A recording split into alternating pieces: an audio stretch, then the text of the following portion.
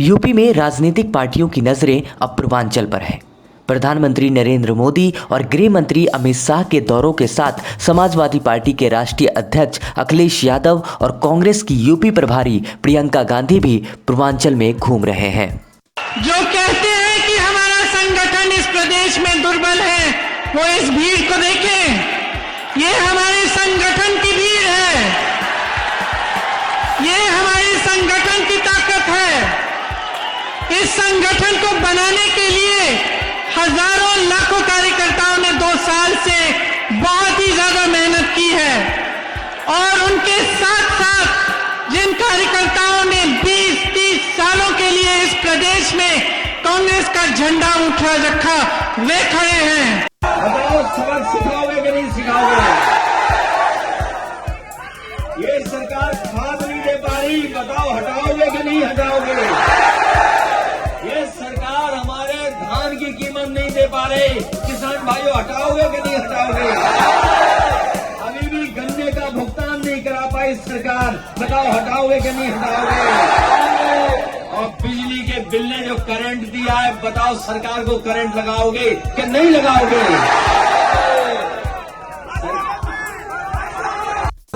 ना 14 में दिया, ना 17 में दिया, ना 19 में दिया, नहीं दिए ना, नहीं दिए ना। क्या तुम दोगे बीजेपी को? क्या तुम मोदी को दोगे? तो क्या तुम अब की बार ओवैसी का साथ दोगे? क्या तुम मजलिस को दोगे? रघुकुल रीत सदा चले आई, प्राण जाए पर वचन न जाई। मंगल भवन अमंगल अयोध्या अब एक नई सांस्कृतिक नगरी के रूप में दुनिया के अंदर छानी चाहिए। अयोध्या में भगवान राम के भव्य मंदिर के निर्माण के मार्ग में अब कोई बाधा नहीं, दुनिया की कोई ताकत अयोध्या में 2023 तक भगवान राम के भव्य मंदिर के निर्माण को रोक नहीं सकती है। ये तो हर व्यक्ति जानता है। राजनीतिक पार्टियां इस बात से पूरी तरह वाकिफ है कि लखनऊ का रास्ता पूर्वांचल से होते हुए ही गुजरता है। दरअसल विधानसभा की 40% से ज़्यादा सीटों को खाते में रखकर पूर्वांचल यह तय करने में सक्षम है कि यूपी की बागडोर किसके हाथों में होगी। आगामी विधानसभा चुनाव 2022 के रण का पहला फोकस पूर्वांचल पर होने से बीजेपी के लिए यह क्षेत्र और अहम हो गया है। प्रधानमंत्री नरेंद्र मोदी का संसदीय क्षेत्र वाराणसी और मुख्यमंत्री योगी आदित्यनाथ का गृह जिला गोरखपुर दोनों पूर्वांचल में ही आते हैं। 2017 के विधानसभा चुनाव की सफलता को छोड़ दिया जाए तो पूर्वांचल हमेशा से बीजेपी की परीक्षा लेता रहा है। इसलिए 2022 के विधानसभा चुनाव से पहले विकास की बड़ी योजनाओं का मुंह पूर्वांचल की ओर है। मुख्यमंत्री आदित्यनाथ इसे आगे बढ़ा रहे हैं तो प्रधानमंत्री नरेंद्र मोदी शिलान्यास और लोकार्पण से इसकी ब्रांडिंग कर रहे हैं। प्रधानमंत्री खुद इंटरनेशनल एयरपोर्ट और मेडिकल कॉलेज का लोकार्पण करने के लिए कुशीनगर और सिद्धार्थनगर का दौरा कर चुके हैं।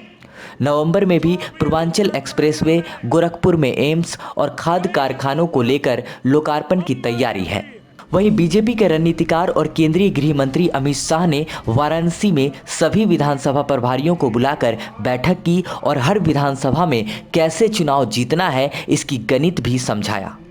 वह खुद एसपी प्रमुख अखिलेश यादव के गढ़ आजमगढ़ में यूनिवर्सिटी की नींव रखने पहुंच गए। अमित शाह जातीय समीकरणों को भी साधने में जुटे हुए हैं।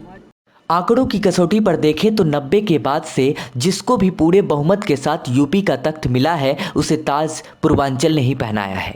1991 में 425 सदस्यीय विधानसभा में बीजेपी के खाते में 221 सीटें आई थी।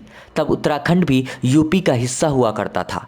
अयोध्या और राम लहर में बीजेपी को पूर्वांचल से 95 से ज़्यादा सीटें मिली थी। वहीं 1993 में वेस्ट यूपी में क्लीन स्वीप करने के बावजूद भी पूर्वांचल ने बीजेपी को बहुमत से दूर 177 पर ही रोक दिया था। कुछ ऐसी ही तस्वीर 1996 के चुनाव में भी बनी। माया मुलायम के गठबंधन में जातीय समीकरण भेदने में बीजेपी फेल हो गई और फिर ग्राफ उलटना शुरू हो गया। पूर्वांचल में जीत के पीछे सियासी दलों को विकास के साथ जातीय समीकरणों को बैलेंस करना बड़ी वजह रही। एक तरह से माने तो कास्ट की प्रयोगशाला पूर्वांचल ही रही है। 2017 में बीजेपी को भी सुहेलदेव, भारतीय समाज पार्टी और अपना दल जैसे दलों से मदद मिली थी, जिससे बीजेपी सत्ता में काबिज हुई थी। 2017 के लोकसभा चुनावों से पहले पूर्वांचल एसपी और बीएसपी दोनों के लिए मजबूत रही है, लेकिन उसके बाद इन दोनों दलों की जमीन बंजर हो गई है।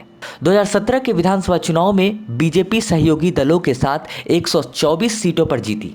इनमें विधानसभा की 150 सीटें ऐसी हैं जहां राजभर, केवट समेत कई अति पिछड़ी जातियों का वर्चस्व है। इसके अलावा अपना दल और निषाद पार्टी भी अलग अलग जिलों में कुर्मियों और निषादों में अपना वर्चस्व रखते हैं। इस बार सुभाषपा के ओम प्रकाश राजभर एसपी के साथ है। वह मऊ में अखिलेश यादव के साथ अपनी रैली कर अपना दमखम दिखा चुके हैं।